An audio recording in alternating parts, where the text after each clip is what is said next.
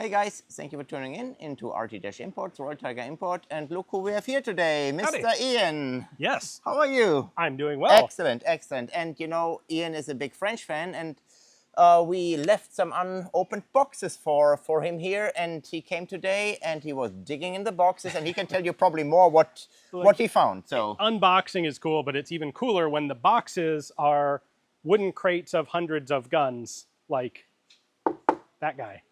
So we went through 4 of them today. Didn't have time to get through everything, but went through 4 of assorted French rifles, all antique, and ended up with, got a whole lot of Gras cavalry carbines. This is something that you've gotten a bunch of. Right. This isn't the first batch of Gras cavalry Correct. carbines you've gotten. And then Gras infantry rifles as well. But then the most interesting thing that came out of these were French Kropatscheks. These are extremely rare guns worldwide today. There are basically 3 different versions. There's an 1878, which we have here. There's an 1884, which we have here. And there's an 1885, which we did not find any examples of. interesting. Which is interesting. I don't know exactly why.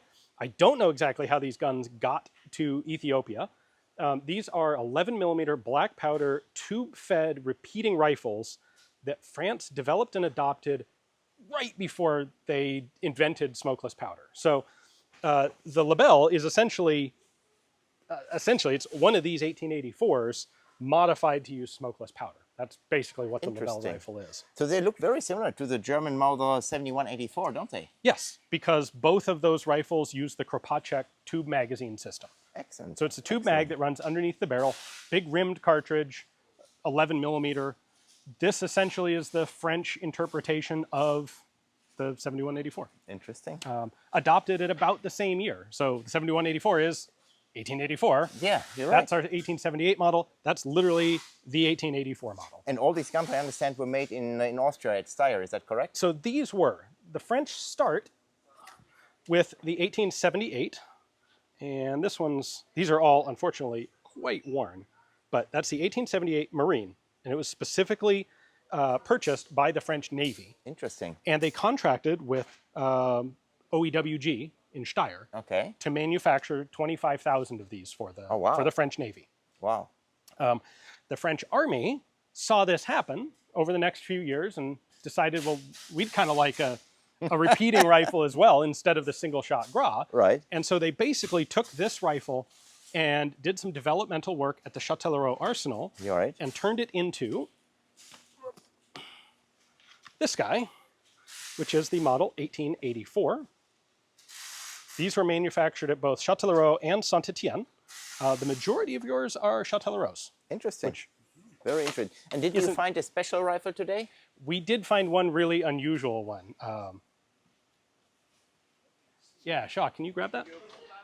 This is a very special one that caught my eye when we first opened that crate. So one of the cool things about the imports is that the guys who are packing these rifles don't really know what they're looking at. They're not gun nerds. They're just dudes packing crates. Correct. And this, on the outside, looks pretty much like all the others. But this is, I think, a trials magazine-fed, a tube-fed Gras conversion. And if the condition is not bad at all, that will clean up nicely. It will clean up pretty decently, I think. But it's not these standard patterns. This isn't a pattern that got adopted.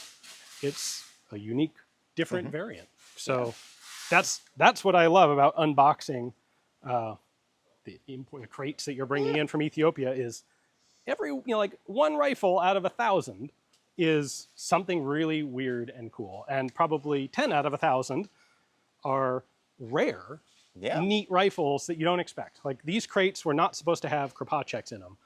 They were just supposed to be Gras rifles, and ended up with, like, I think that's the biggest supply of French Kropatscheks I have seen anywhere. They're really rare rifles. It's unfortunate that they're pretty tired from being in Ethiopia for a long time.